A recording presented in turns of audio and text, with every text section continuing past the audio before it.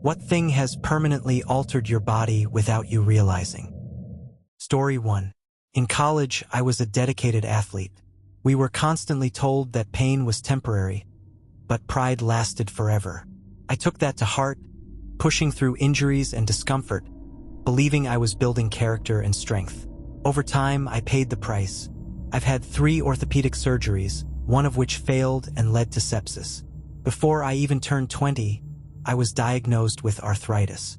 My knees are in terrible shape, cracking, popping, and aching with stiffness that rivals people much older than I am. Every movement reminds me of what I lost. The belief that pain is fleeting has proven to be a lie. Pain isn't temporary, it just settles in and accumulates interest. What I thought was strength turned out to be costly ignorance. I now live with permanent damage that impacts my daily life. The pride I once felt has faded, replaced by the reality of constant physical limitation. If I could talk to my younger self, I'd say, rest, recover, and don't believe that hurting yourself makes you stronger. Because in the end, the pain outlasts the pride.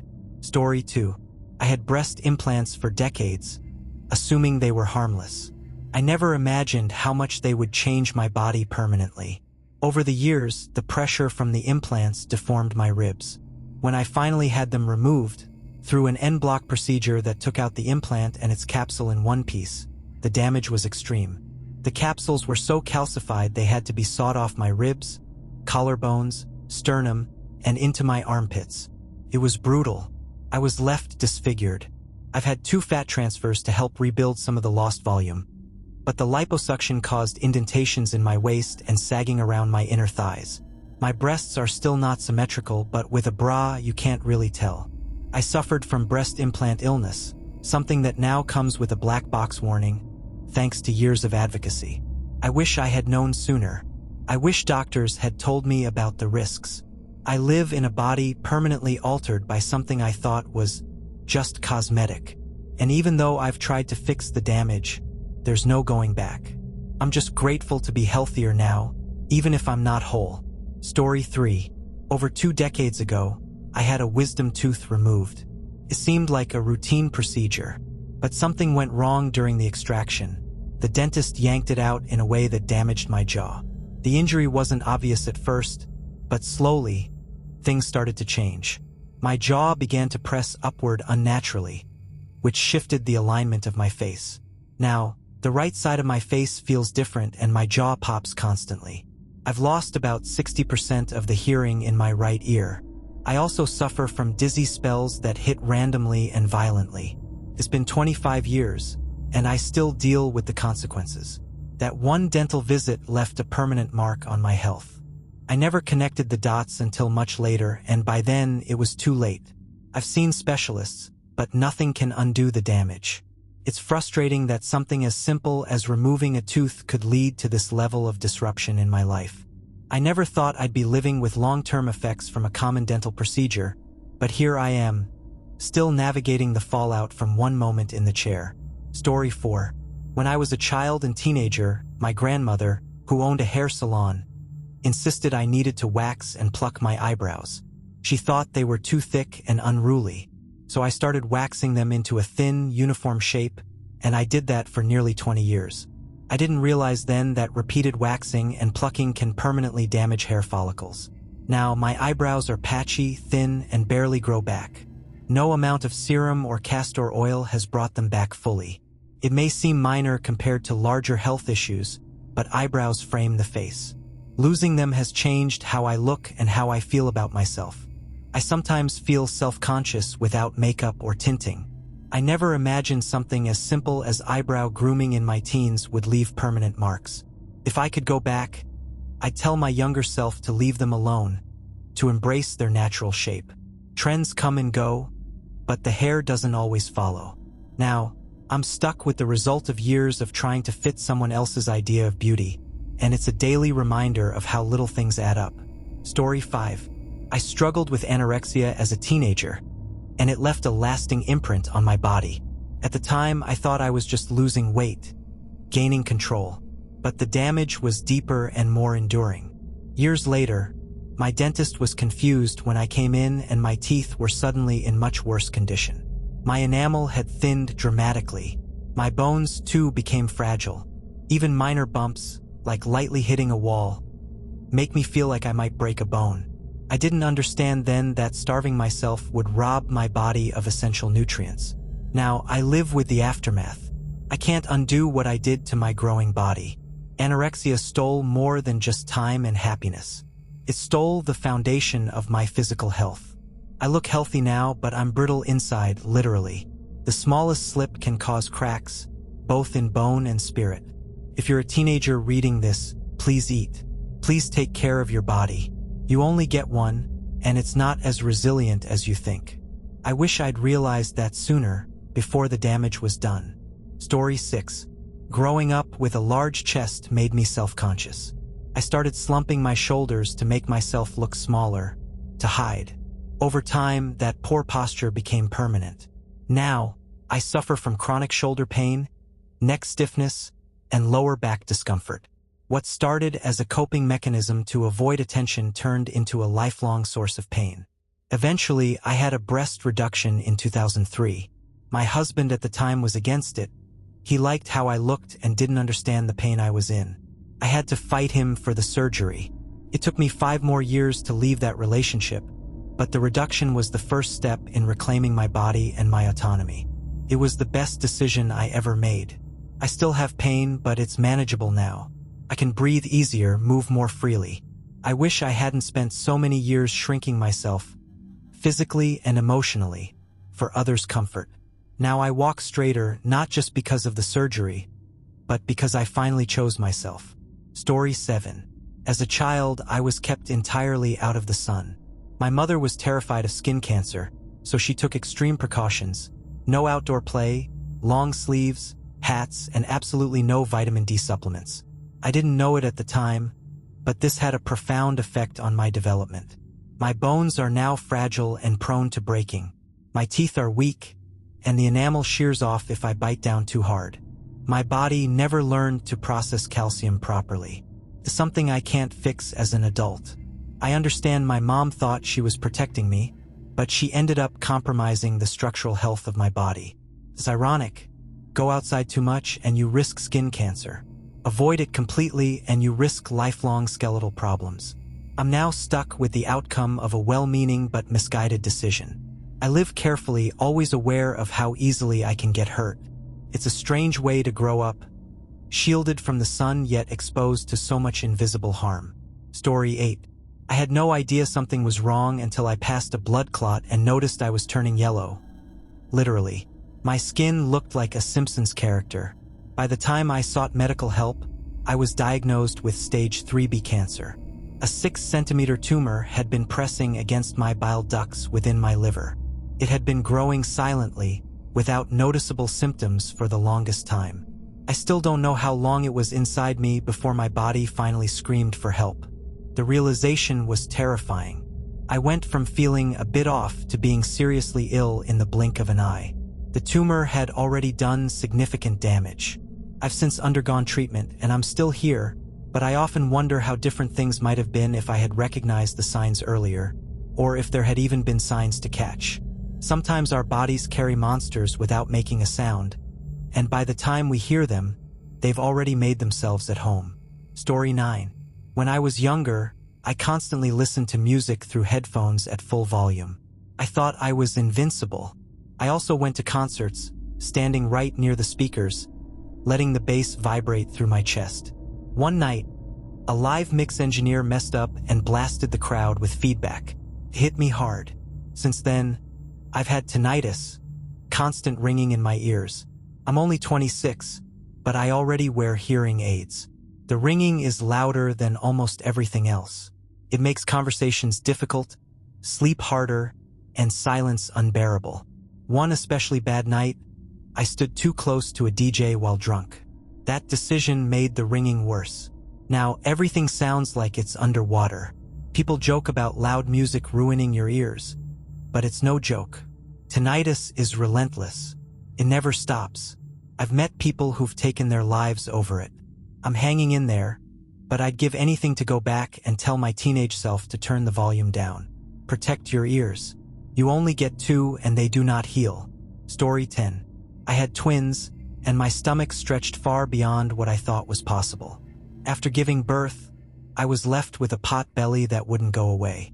For 8 years, I blamed myself for not losing the baby fat. I punished my body with diets and workouts. It wasn't until recently, 8 years later, that I discovered I had diastasis recti, a 6 to 8 inch gap down the center of my abs. My organs were herniated. That belly wasn't fat. It was my intestines pressing forward. I had surgery 7 weeks ago to correct it. Now I'm wearing clothes 2 sizes smaller. My marriage is improving. My confidence is back. I still have to forgive myself for years of unjustified self-hatred. But I'm healing. I can't wait to try yoga with stronger abs and see what my body can do. Recovery is going well, and for the first time in a long time, I feel hopeful. It wasn't laziness or lack of effort. It was an undiagnosed medical issue. I wish I had known sooner, but I'm grateful I know now. Story 11. After giving birth to twins, I was left with a belly that never seemed to go away. For years, I called it baby fat and blamed myself for not being able to lose it. I tried everything: dieting, workouts, even emotional self-punishment. It wasn't until recently, 8 years later, that I learned the truth. I had diastasis recti. My abdominal muscles had separated completely down the center, leaving a 6 to 8 inch gap and allowing my internal organs to push forward. I'm now 7 weeks post-op from surgery to correct it, wearing clothes 2 sizes smaller. My marriage is improving, and so is my self-image. I'm learning to forgive myself for those 8 painful years of self-blame. I can't wait to try yoga again, now that my abs are structurally sound. I'm excited to see how much more confident I feel in my own skin. It's terrifying how long I lived thinking I was just fat, when I was actually dealing with a medical condition. The surgery didn't just fix my body, it gave me back a sense of wholeness. For the first time in years, I feel hopeful about my body and my future. Story 12. Pregnancy took a lot from me. I expected the usual changes: weight gain, stretch marks, but what I didn't expect was the long-term toll it would take. I lost teeth, my hair thinned, my nails became brittle, and I developed ongoing heart problems. Sleep became elusive, and even when I could rest, it never felt restorative. No one truly prepares you for how much pregnancy can change your body permanently. People often treat it like something temporary, like you'll just bounce back. But that's not always the case. Some of the damage sticks around. My body doesn't feel like it used to, and in many ways I don't either. I still don't understand why people are so casual about pregnancy. It's not just a physical feat, it's a full-body transformation, and not all of it is reversible. I love my children, but I miss the version of myself that existed before. I don't regret becoming a mother, but I do wish there was more honesty about what it can do to you. A little more compassion would go a long way, especially for those of us still trying to rebuild. Story 13. I thought acne was something you grow out of, but I'm a decade past my teens, and it's still wreaking havoc on my face. Nothing seems to work. I've tried medications, creams, dietary changes, you name it. The worst part? Even if a miracle cure existed today, the scarring would remain. My skin is dark, and that tends to scar more severely than lighter skin. Every breakout leaves a mark, and the accumulation over time has taken a toll. It's not just about vanity. People treat you differently when your face is visibly scarred. Strangers stare. Friends make comments. Chips away at your confidence little by little. Compared to others, this might seem minor, but it's visible. It's the first thing people see. And because of that, it affects everything: job interviews, dating, social events. I've learned to cover it up, but I still feel the sting when I catch a glimpse of myself in the mirror. Acne isn't just a teenage phase for everyone. For some of us, it's a lifelong condition with permanent consequences. And the emotional pain it causes is just as real as any physical scar. Story 14. Depression is more than sadness. It's a kind of absence, like watching your life from behind a fogged-up window. Friends fade away not because they're cruel, but because they stop understanding. They stop buying the excuses, and eventually you stop offering them. One friend told me it's like I'm the living dead. They can't trust that I'll stick around, and honestly, I can't promise that either. Feeling okay is an uphill battle. Every day is a negotiation with your own mind. Most people don't get it until they do. Trying to rebuild a life after depression is exhausting. You sift through the rubble of lost relationships, missed opportunities, and the guilt of being too much or not enough. It's hard to ask for help when you've already needed it so many times. But I'm still here, still trying. And I've come to accept that recovery isn't linear. Some days are better, some are worse. I just hope that one day the people I lost might understand, or maybe I'll find new ones who don't need an explanation. Either way, I'll keep going. Story 15.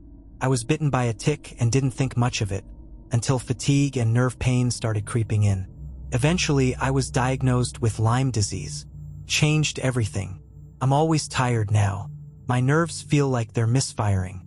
Simple tasks can become overwhelming. My dad got Lyme 3 different times. Watching him deteriorate was terrifying. He was the strongest man I knew, physically and emotionally. But Lyme destroyed him. I saw him struggle to climb stairs, cry from the pain of walking, and lose the ability to do things he once loved. It's a cruel disease, especially when it goes untreated for too long. It doesn't just affect your body, it changes who you are. I've learned to manage it somewhat, but there are days when it still wins. I never realized a bug bite could lead to this kind of lifelong damage. Lyme disease is insidious. If you've ever been bitten by a tick, don't just brush it off. Get checked. Early treatment can make all the difference. I wish we'd known that sooner. Story 16. For years, I worked in a toxic job that drained me emotionally and physically. The stress showed up everywhere. Clenched teeth, shoulder pain, digestive issues, insomnia, heartburn, and constant anxiety. I didn't realize how deeply it had seeped into my body until I left. Switching to a low-stress job changed everything. My sleep improved. My stomach settled.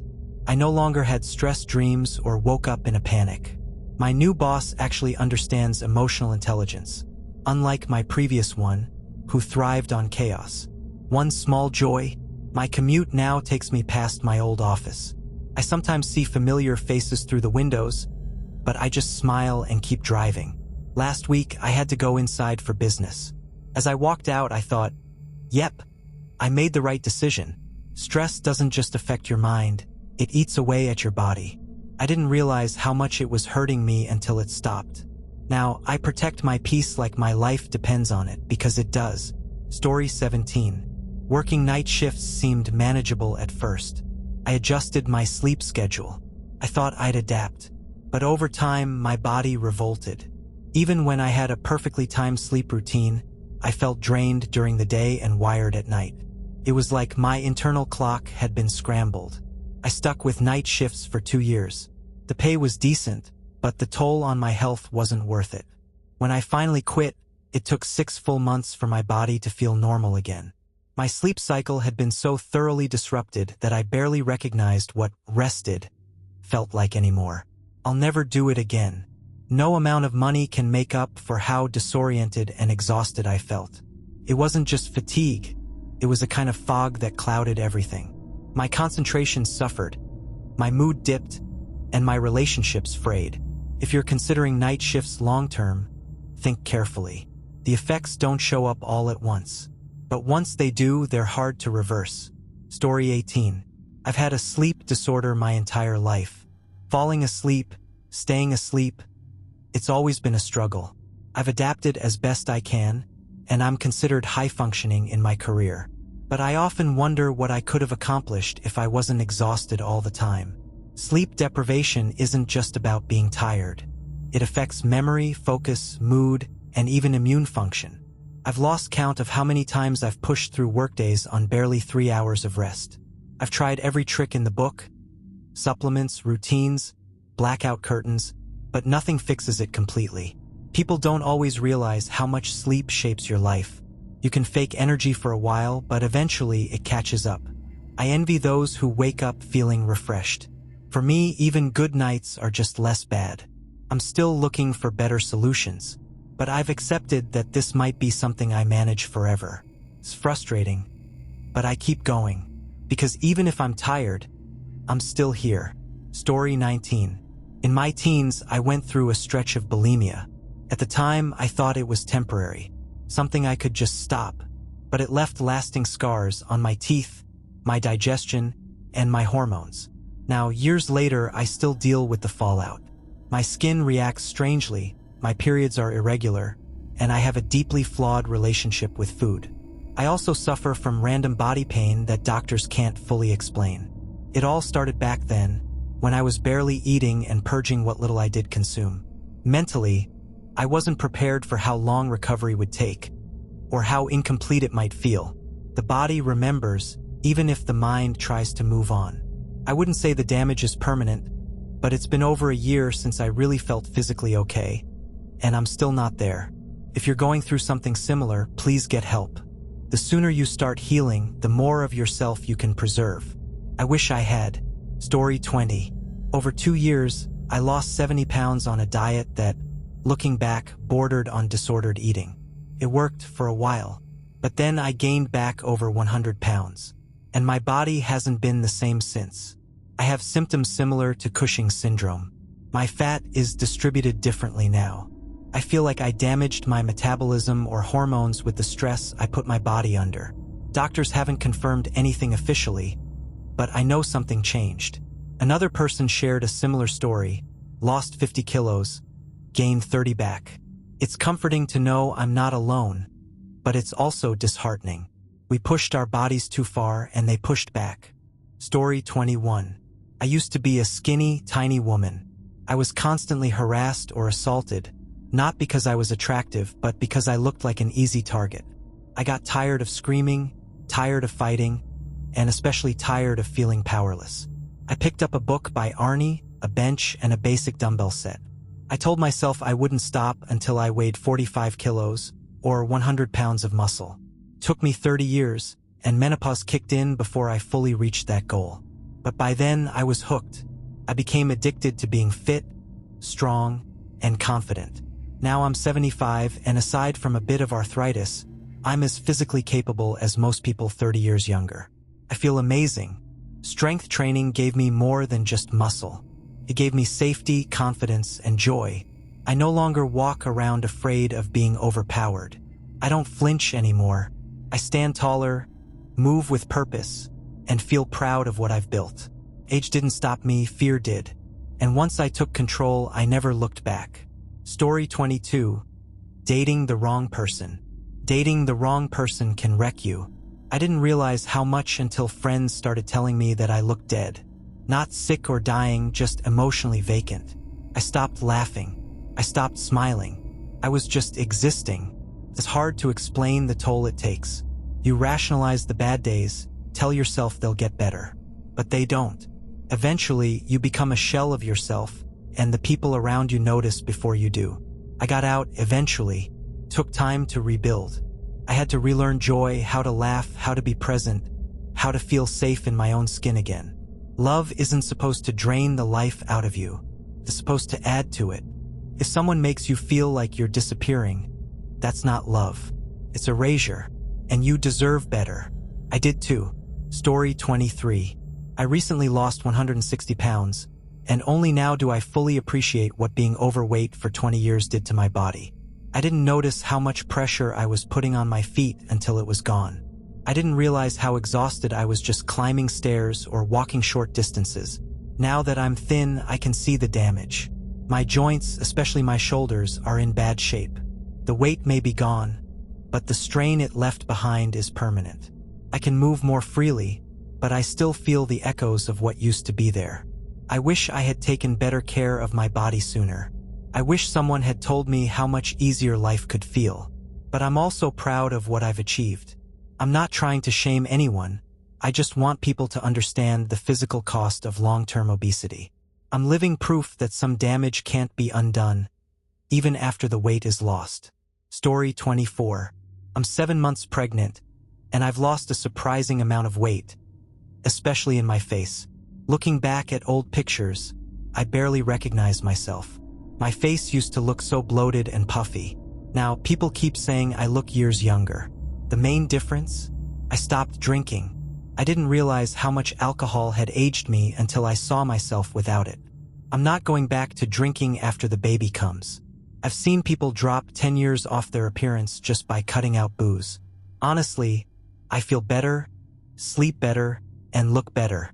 It's wild how something so socially accepted can do so much damage.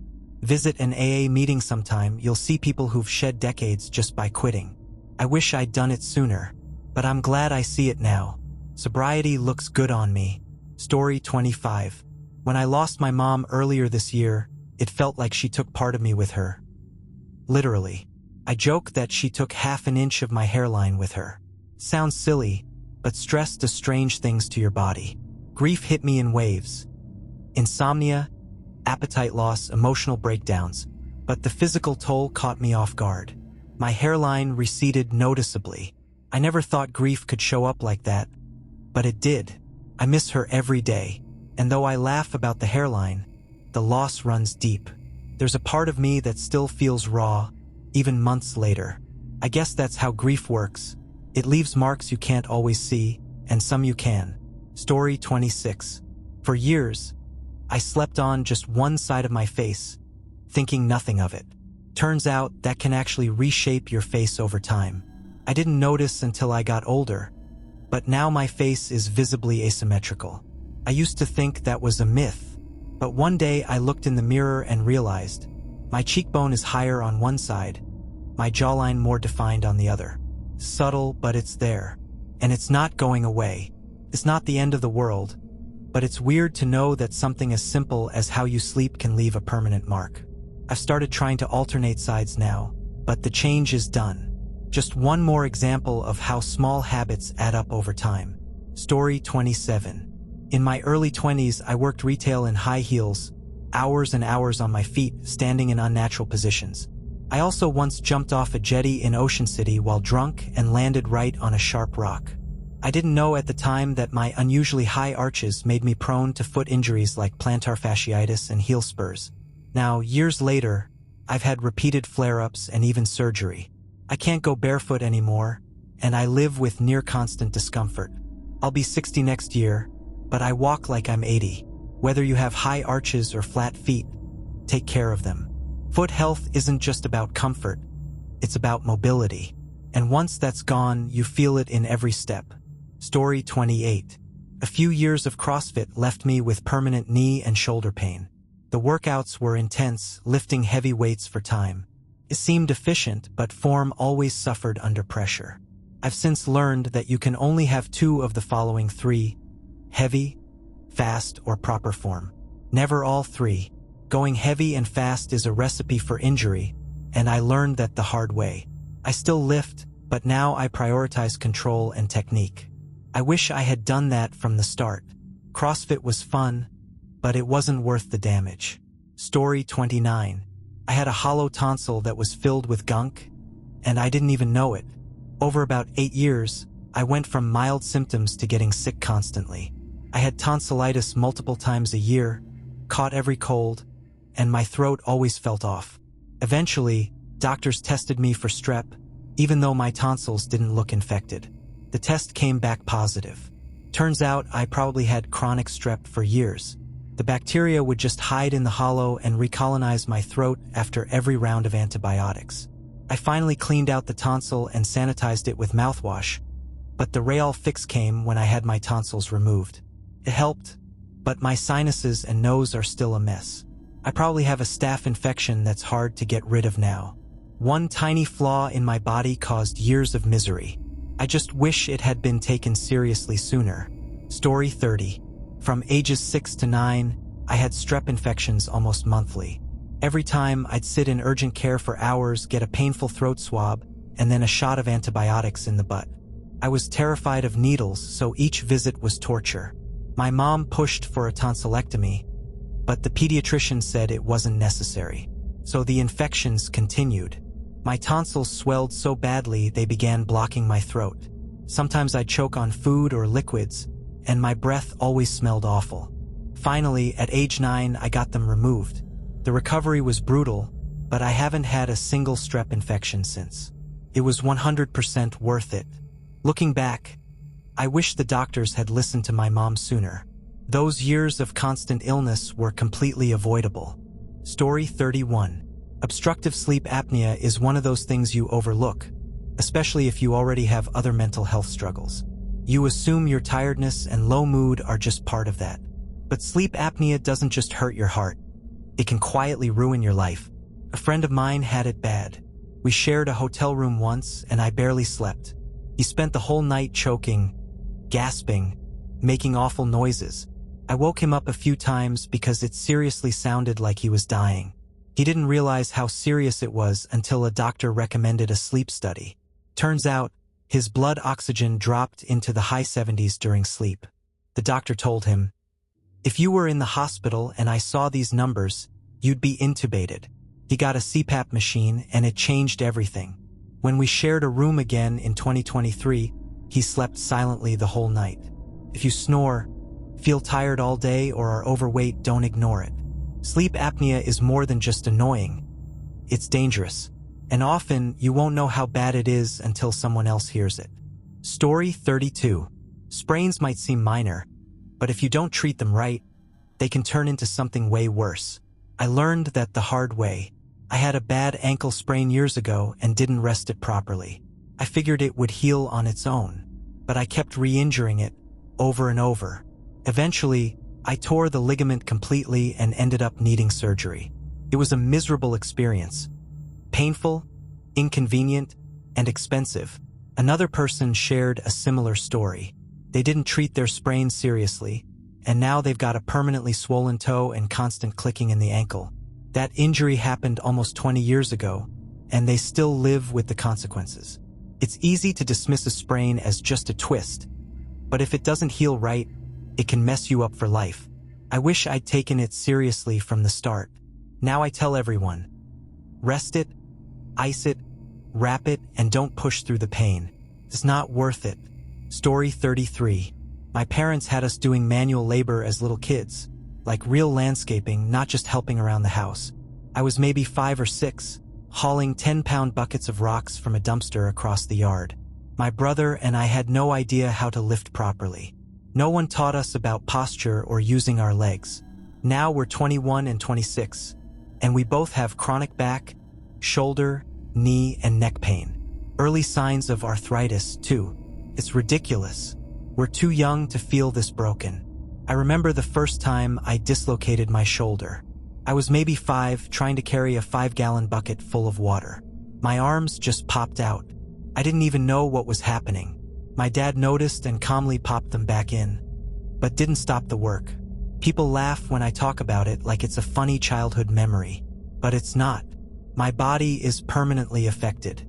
My parents never learned or acknowledged how wrong it was to make little kids do adult labor. I wish they had. Story 34. I pushed myself to the brink to avoid losing everything. I worked nonstop, took on too much, and ignored every warning sign until I collapsed. That was 5 years ago, and I'm still dealing with the damage. Burnout doesn't just drain you in the moment. It can leave lasting scars. My memory isn't what it used to be. I have trouble focusing. I still feel like my brain isn't fully recovered from that period. And the cruelest part? I still lost everything.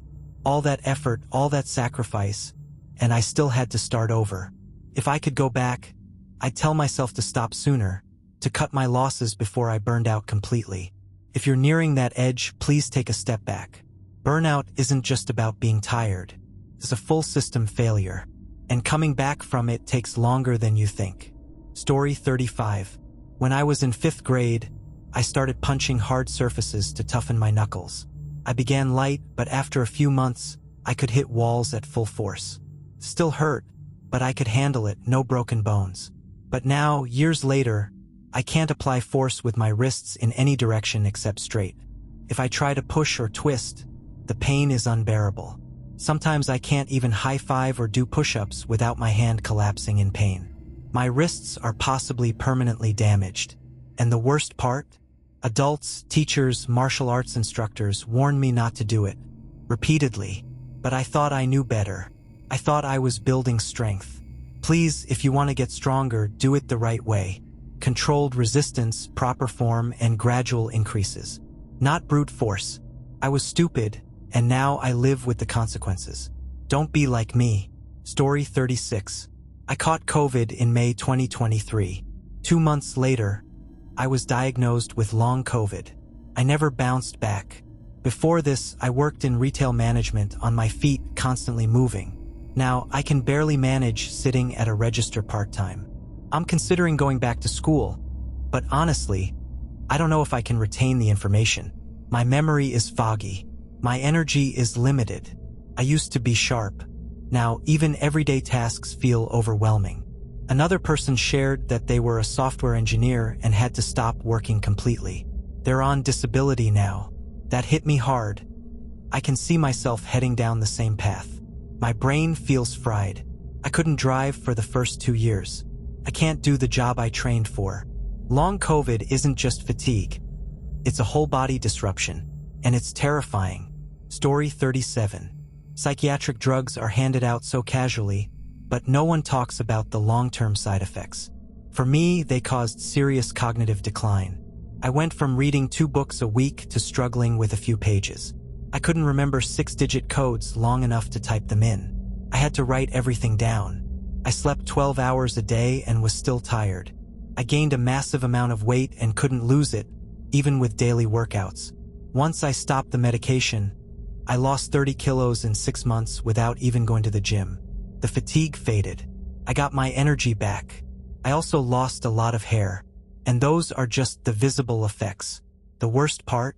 When I reported these side effects, doctors brushed me off.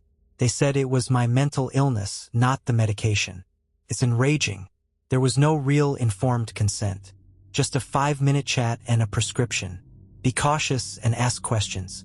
You deserve real answers. Story 38. My first girlfriend died when I was young, and it broke something in me. I haven't felt truly happy or content for any extended period since. It'll be a decade in January 2025. She was murdered 37 years ago. I still dream about her. Sometimes I see her in a field of flowers, feel the sun on my skin. It's beautiful, and then I wake up. The joy fades and I'm back to reality. She probably would want me to be happy. Maybe she visits me in dreams to check in. I like to think so, but it's still the best and worst thing. Feeling close to her and then losing her all over again. Grief doesn't fade. It just changes shape. And sometimes it visits you in your sleep. Story 39. I got nerve damage in my hand from cuddling my wife. We fell asleep with her head on my arm. I didn't think anything of it until I started feeling pain when moving my hand a certain way. Now, I have permanent numbness between the knuckles of my pointer and middle finger. It doesn't affect my range of motion anymore, but the sensation is gone. It's such a small thing, but it's strange living with it. She doesn't know the full story, just thinks I had a minor hand issue. I never told her it came from cuddling. It's oddly sweet in a painful kind of way. And yes, I have her head on my arm again right now. Hopefully, this time it turns out better. Story 40. I smoked for almost 10 years. I knew it was bad for my lungs, but I didn't realize how lasting the damage would be. It's been almost 2 years since I quit, and my lung capacity is still terrible. Another regret? Not learning how to exercise properly when I was younger. I wish my parents had encouraged sports or movement. Now, I get winded easily. Even basic workouts feel tough. I hold my breath during stretches or planks without realizing it. I'm trying to fix things now, but it's hard. Breathing shouldn't feel this difficult. I wish I had built better habits earlier. Smoking and inactivity took more from me than I expected. But I'm still trying. One breath at a time. Story 41. I've been dealing with various health issues for years, but everything started to spiral last Christmas. I was constantly tired, barely able to get out of bed. My back locked up halfway down, and I couldn't bend or straighten properly. My joints ached constantly. I managed to get a phone appointment with a doctor, but he rushed me, asked me to name only my worst symptom, and brushed me off. He said I was already on strong painkillers and offered a non-urgent physiotherapy referral. I broke down crying after that call. Months passed. I got worse. Finally, a physiotherapist noticed how much weight I had lost, about 7 stone, and how much muscle I'd wasted. She referred me to rheumatology. In the meantime, I joked to my wife that I must be going through menopause, which led her to check NHS resources. She suspected low testosterone. We pushed for a face-to-face appointment. Eventually, endocrinology found my pituitary gland was functioning at just 10%. An MRI revealed a 2 centimeters tumor that had destroyed most of it. Now I'm on lifelong steroids. I've named the tumor Dave. He's a pain, but he's not going to beat me. Story 42. I was 17 when it happened. He was someone I trusted, a friend of my brother's. I froze. I didn't scream. I just wanted it to end. A few weeks later, I missed my period. The doctor confirmed I was pregnant. I was numb. I wanted it out of me. But I lived in a state where abortion was banned after 6 weeks, and I was already past that. No exceptions, not even for you-know-what. I was told I could carry the baby, give it up for adoption, move on. But how do you move on from carrying your attacker's child inside you? Every kick reminded me. Every day I got bigger, and every day I hated my body more. I gave birth and signed the adoption papers. I haven't seen the baby since. People call me brave, but I don't feel brave. I feel broken. I still have nightmares. I still flinch at touch. I didn't choose this. I was denied a choice, and it changed my entire life. Story 43. I told them something was wrong.